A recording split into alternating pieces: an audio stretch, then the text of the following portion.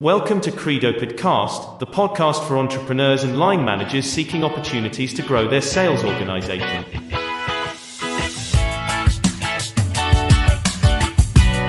I'm Thomas Zartlo, CEO of CredoPod, one of Germany's largest independent contract sales organizations for the healthcare industry.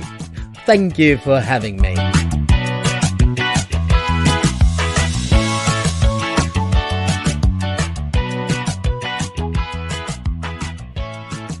If you like the Credo Podcast, feel invited to subscribe and like. We are now present on several podcast platforms, including Apple Podcast.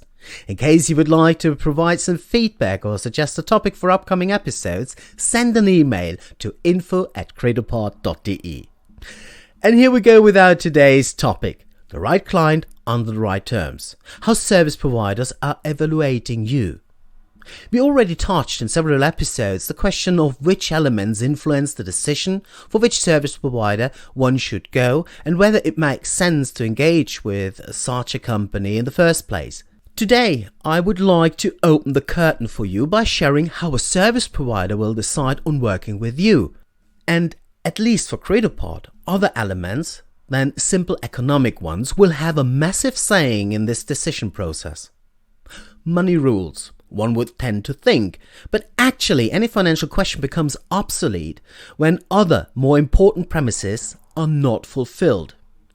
If you never heard about John Gamble's and Steve Wurzbacher's book, What Your Clients Won't Tell You and Your Managers Don't Know, I highly recommend changing this.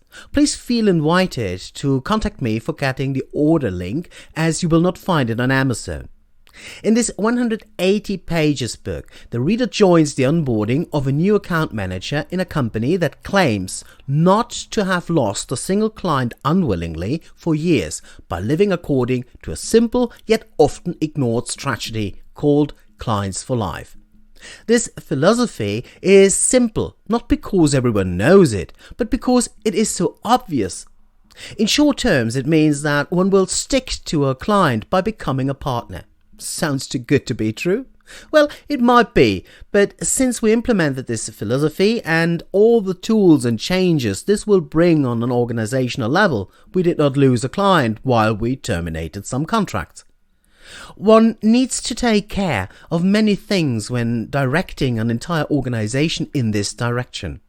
Many traditions have to be abandoned, and new behavior needs to be implemented. Without going too much into the details, let us start with the very beginning. The decision on collaborating with a client. Yes, you heard right. The vendor has to decide too. And while the terms do have a saying, they are not the most critical condition. When entering her new boss's office, Bonnie, the freshly hired account manager in the mentioned book, is surprised by a sign on her new line manager's desk. It says, "The right client under the right terms." She wonders what this means, and while she is still asking, allow me to share with you what I experienced when I started at CredoPod. When walking through the departments, I heard phrases such as, "Oh gosh, that will not work," or "What the heck is he asking for now?" Some of my staff were obviously not happy with some of our clients.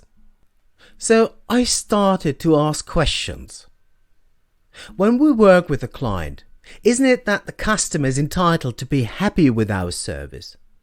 So isn't this our obligation to ensure that he is fully satisfied, ideally even enthusiastic about our service?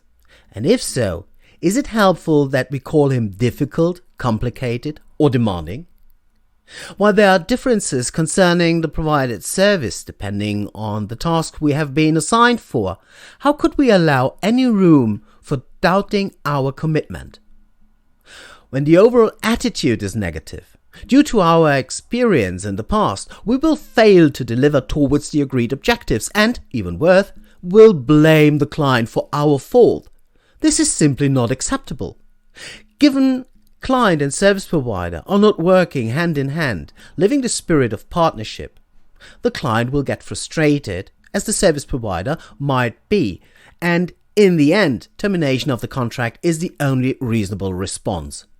We all went through such an experience. Just think about a craftsman who delivered poorly or a hotel clerk maltreated you.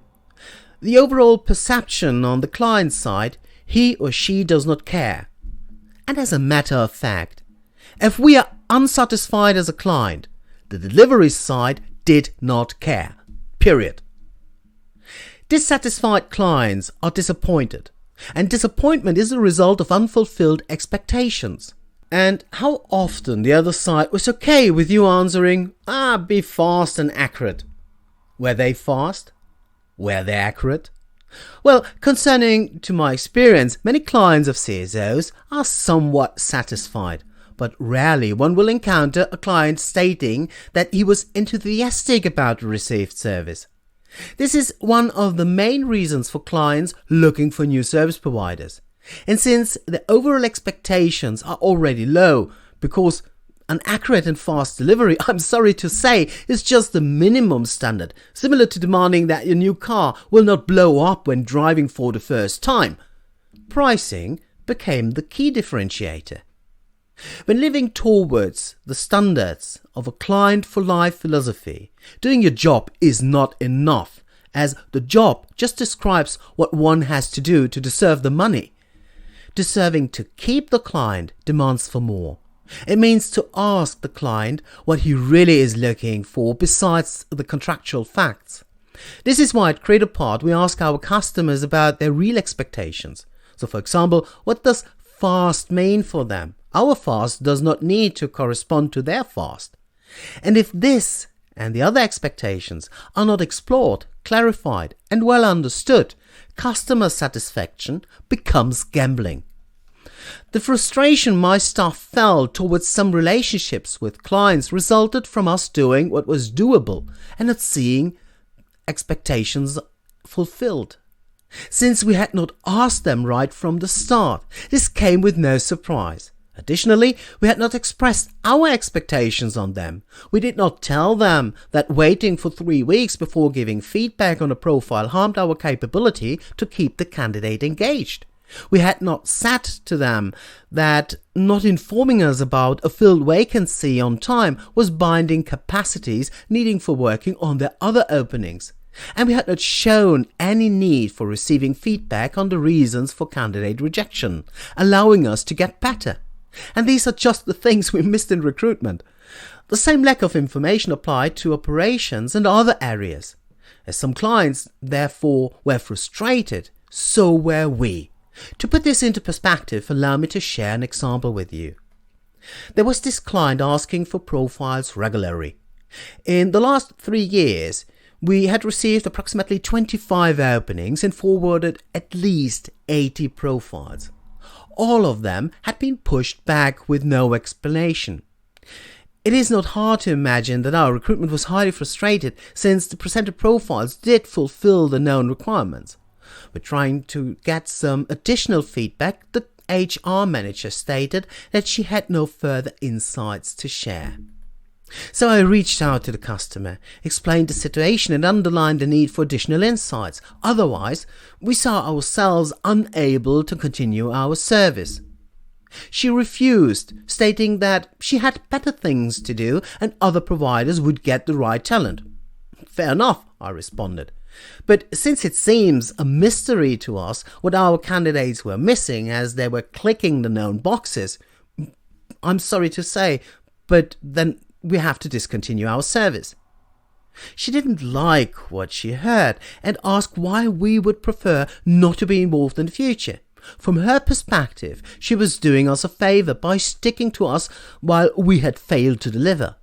I very honestly responded that while I appreciated her commitment, it was neither helpful for her, since she had additional workload by forwarding our profiles, not for us, as we were not allowed to talk to responsible hiring managers in order to get the right profile. As our organization insisted on all contact going via HR, and Credapart was not entitled to speak with the hiring managers, this was the end of our collaboration. Being a partner is much more than being a provider. It means to care, to engage, and to stay in touch. And this is the essence of the right client under the right terms. It means engaging with companies that share values similar to those of the service provider. It demands open communication and being able to address issues by looking for a solution.